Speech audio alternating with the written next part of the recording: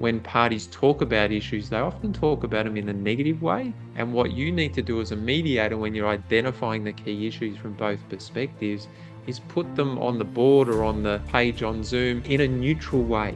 So it's no longer said in a negative. So if someone says, I feel disrespected, I would write up respect. Being mindful about how you start, but also your tone, body language, all those sort of things play a part in whether that conversation is going to go well or not. Good day, and welcome to the Manage Self, Lead Others podcast. If you're an experienced or an emerging people manager, this is the podcast for you, and I'm your host, Nina Sunday. It's the show to help you explore ways to become the best version of yourself at work as a manager. We discuss self-leadership and leading people, and I talk to some of the best business minds on the planet. So sit back and listen and enjoy Manage Self, Lead Others. My guest today is Scott Dutton, the conflict whisperer and global expert on difficult conversations, conflict intelligence, mediation, emotional intelligence, and workplace culture. As a professional speaker, he's known as the fun maker and has spoken to over 25,000 professionals as a speaker and facilitator. My first question to Scott will be, exactly what does your term conflict intelligence describe? Please welcome Scott Dutton. Thank you very much. That was a lovely intro. Oh, thank you. My pleasure. We deserve it. And you've got a term that you've used, which is conflict intelligence. So can you tell us more about what that term conflict intelligence refers to, please, Scott? Yeah, sure. So it's a concept we've come up with that's very interesting because my background is as a mediator. So I actually started as a parent and adolescent mediator and spent 9 years trying to assist young people to reconnect with family and prevent youth homelessness. And then we moved up to Byron from Melbourne about 17 years ago and started focusing on more workplace disputes. So I've had a lot of sort of experience in different settings, as well as doing a social work degree and a science degree. And so we've sort of brought a lot of those concepts together, as well as actually mindfulness. So I've been going to an ashram in southern India for 20 plus years, practicing meditation and mindfulness. And so we sort of brought all those concepts together to create conflict intelligence. So it's a really interesting concept. It's really about being smart with conflict, to put it simply. Lovely. Yes. And sounds like you've been doing incredibly important work because reconciling estranged youth from their family is such a worthy goal. But of course, now you're in the workplace transforming team culture, which is the whole point of this podcast. Because in a previous podcast, I mentioned that I was asked to describe my favorite boss. And I wrote down a list of the 12 I could remember, and I went, none of them are my favourite. I mean, some of them were abjectly terrible, and some had some redeeming features that I learned from, but no one was anyone I would role model. Yeah, that's interesting. Yeah. That's interesting. It makes me think, because I've probably worked with about 500 different organisations over the years, mainly running training and doing some keynotes, etc., but mainly around conflict, difficult conversations, and, as you say, team culture. So I've come across a lot of leaders leading their teams trying to create a healthy culture. So I've certainly come across many leaders who I think are some leaders, not who I think are really good at leadership. They really stand out. And they're the ones that are usually most proactive in dealing with issues so that things stay healthy. And it's the ones maybe struggle more to have those difficult conversations where the culture starts to unravel and can get quite unhealthy and even toxic sometimes. What do you think is the key thing that makes a culture unravel, and what is the toxic behaviour that you see most prevalent? Yeah, look, I guess the things I see often is where I think that where there's an us and them culture, so it gets very much management versus staff. There's also a culture where people do not feel comfortable or safe to have those difficult conversations. And I know you've done some work on psych safety, and I've done a little bit of looked through Amy Edmondson's work, who's done a lot on that as well. And I think if people don't feel safe, then they're not going to be able to go and address concerns with one another, and that's when it starts to get unhealthy. That's right. Issues aren't dealt with. And then when there are triangles, because if someone wants to be authentic and express an opinion, yes, they may find that it's being talked about by a third party. So suddenly you've got this triangle happening where it's not confidential. It's being discussed by others, and then it becomes gossip. Yep, that's right. And often in my team culture sessions, it's like we do above and below the line behaviour, so we're very clear on what's okay and what's not. But it's also about how do you have those conversations, and how do you know when something is like a debriefing. That's where I think teams need to have a model in how to have those difficult conversations, where it is, the one I use is based on a Harvard model, and it's very helpful because it's going in open and curious for starters. It's open and curious. Ask questions to understand before you start expressing your opinion, your judgment. Exactly. And the purpose initially is to understand each other before we start looking at solutions. So it's going in very open, curious, trying to understand the other, them understanding you, and then we find a way forward. And I think if everyone has a model like that, it makes it easier. So what would be a good, safe question to ask that doesn't put the person being asked on the defensive? Language style. Yeah. Oh, definitely. So one of the things we look at, so I run a training on difficult conversations. It's the most popular training I have now. But one part we look at is, how do you start the difficult conversation? That's it. How to start.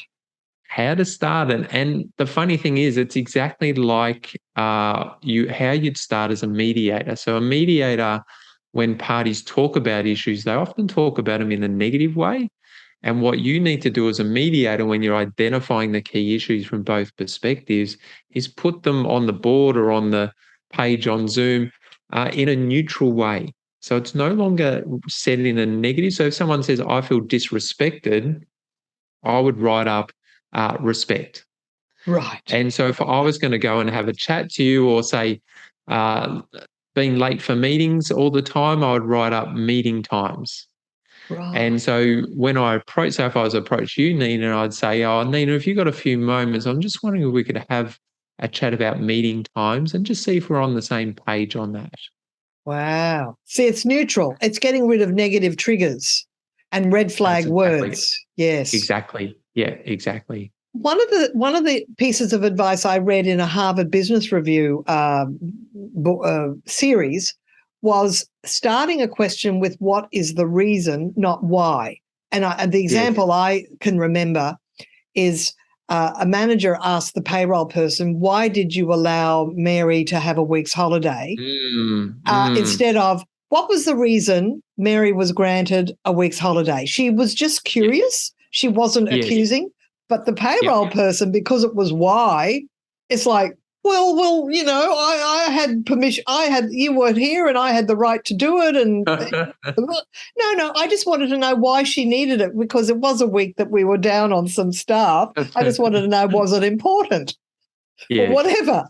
So it's that little difference between why and what was the reason, and which is curiosity versus please explain. Yes, exactly. And it's a trap that most people fall into. I see it as a trap in difficult conversations. They start in a way that provokes the other person and puts them on the back foot, and you get defensiveness. So it's being mindful about how you start it, but also your tone and how that comes across, and your body language. All those sort of things play a part in whether that conversation is going to go well or not. Yes. I've come across an assertive assertiveness template that was had the acronyms BFIR: behavior, feeling, impact, results. In other words, when you come late for meetings, I feel frustrated. I feel like we waste time because then everybody has to repeat what was said. And what I'd like to see in future is you coming a bit early so we can all start together on time. What do you think of that template, or is it a bit too simplistic?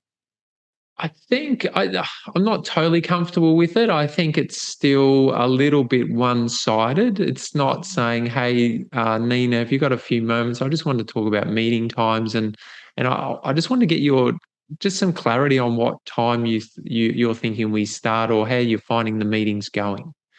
Right. And just get a little bit of input from them first. And they go, "Oh yeah, no, I'm all good with meetings." And then I'd say, "Look, I'm not sure if you're aware, but when you're not coming at 9, what that means is that we often delay the meetings and we're waiting for you to attend, and that then impacts our ability to get through all the agenda." And I wasn't sure you're aware of that.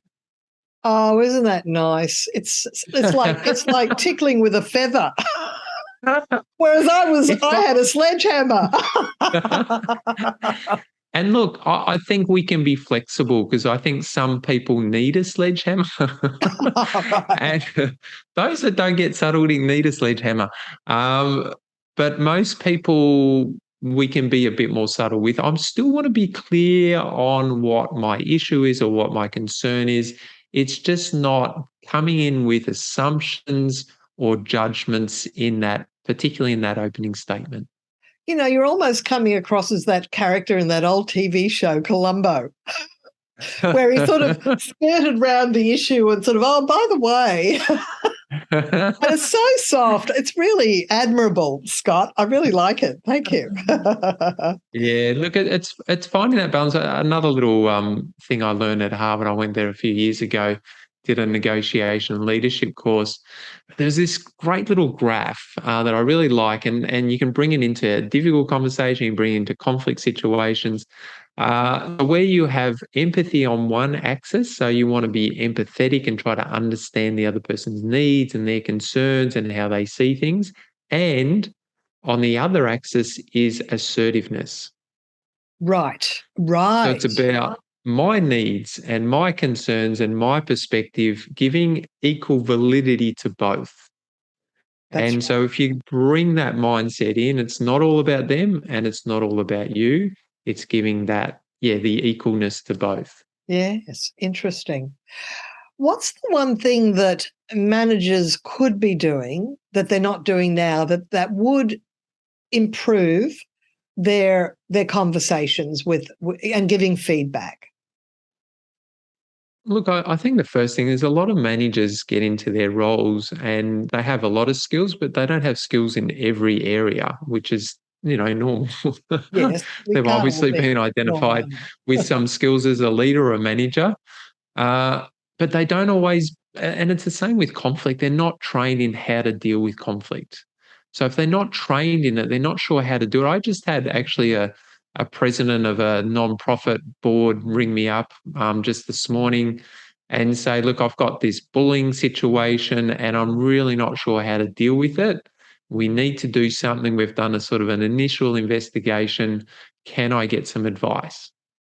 And I was happy to just spend 20 minutes on the phone just talking through what I think would be the appropriate way to go, because you're not trained in how to deal with those sort of situations.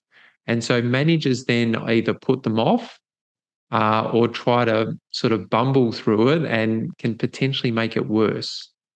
Yes, and it's a conscious intention to want to improve how you give feedback and how you deal with conflict, depending on the degree of it. Isn't that right? Yes, that's right. And it's being able to be proactive. So if you understand a model in how to deal with it, whether it be a difficult conversation or a conflict situation between staff, if you have a model, you're going to be more confident knowing how to deal with it and will be more likely to deal with it quicker rather than let it sort of fester. And then that's when it can get unhealthy and impact other team members as well. That ability to be proactive, and that's what I see those leaders I mentioned earlier who I feel are really great leaders, is because they're open, they're honest, they're transparent. They'll have those difficult conversations and they'll still be very supportive of staff at the same time. And they'll have, a bit like Brene Brown, really clear boundaries. There'll be really clear boundaries in the workplace that people know what's okay and what's acceptable and what's not okay and not acceptable. Because sometimes it's the little things that leaders really find difficult to even give feedback on, because they think, well, it's just a small thing. They might think I'm petty. But you see, the behaviour you accept is the behaviour you condone. And then it can actually go off track. So it's about fast feedback, isn't it right? Yes, I agree. Fast, open, curious, still wanting to understand how they see it and then raising how you see it, and then just coming to that understanding and being clear with that as well. Found this little thing called calling it in or calling it out. I don't know if you've heard of that. Well, I've heard the phrase calling it out, calling behaviour out, but I don't know about what the difference is calling it in. Yeah, so that's what I liked. It was like a subtle difference. So calling it out is like you see something really inappropriate and you go, hey, hang on there, I'm really uncomfortable with that. You make it very clear, very firm. That's not okay because it's likely to do harm.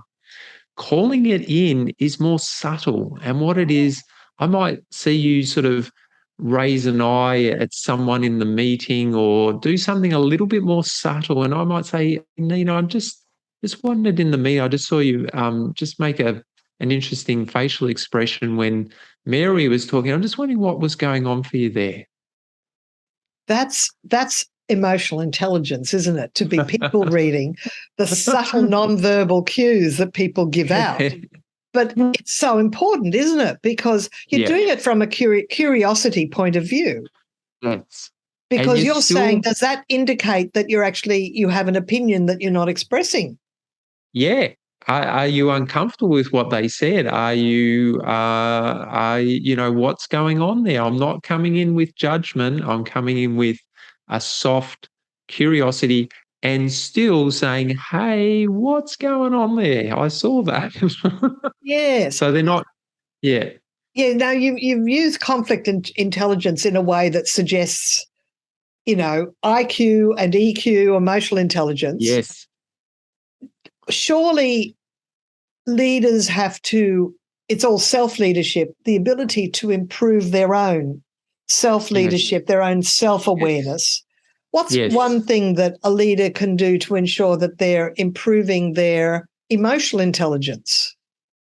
What I see is probably the best leaders and the best teams are mindful. And what I mean by that, because it's obviously got lots of different definitions, is the ability to be present. That ability when you're with staff to be present with them and not, so obviously leaders often have a lot going on, but not to be multitasking or thinking and doing other things. But the other component is about being aware of their presence. It's noticing their impact on their staff. It's noticing what they say, how they say it, and even sometimes how much they say. Because sometimes the best leaders will shut up a bit and let others talk and give others space. So that requires the leader to be aware that they don't really have to be the font of all knowledge, the decision maker. They can actually go to their people with questions rather than with answers. Yes. And there's a little case study in that Amy Edmondson's safety book that I really like, and that I think there's a fashion designer, might be Eileen Fisher, but don't quote me on that. But she says she's a don't knower.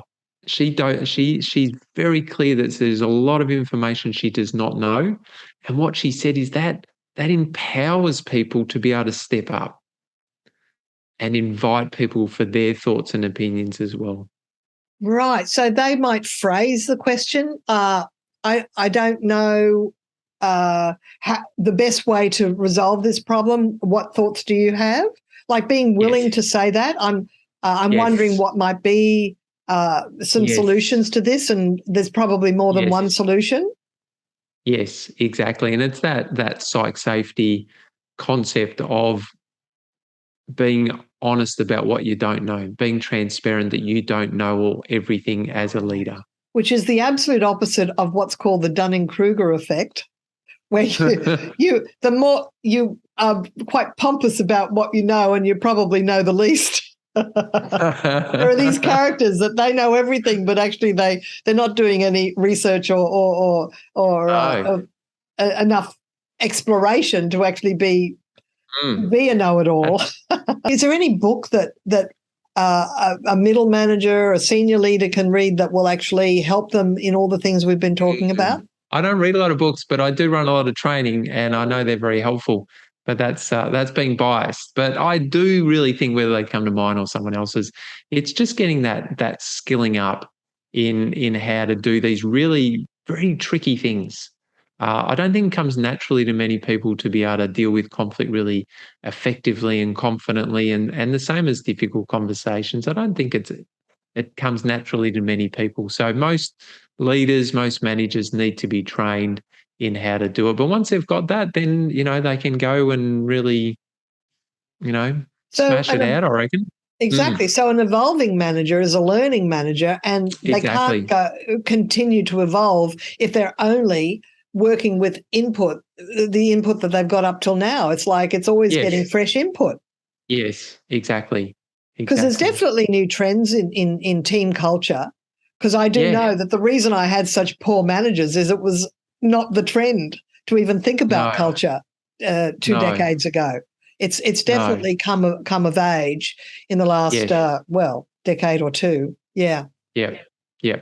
But look, I get a couple of books I think are worthwhile. Is that Amy Edmondson, Psychological Safety, Fearless Organization, I think it's called, and the Difficult Conversations from Harvard, under the Harvard Negotiation Project. So they're two great books that are very helpful. All right. So this podcast goes all over the world. So can people in other time zones connect with you online? Do you ever do online training? A lot.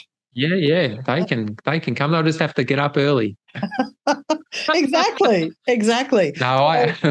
No, we can be flexible. But they can connect if I can assist in any way. I've done stuff all over the world, so happy to assist in any way. Yeah, and of course, your contact details will be in the show notes.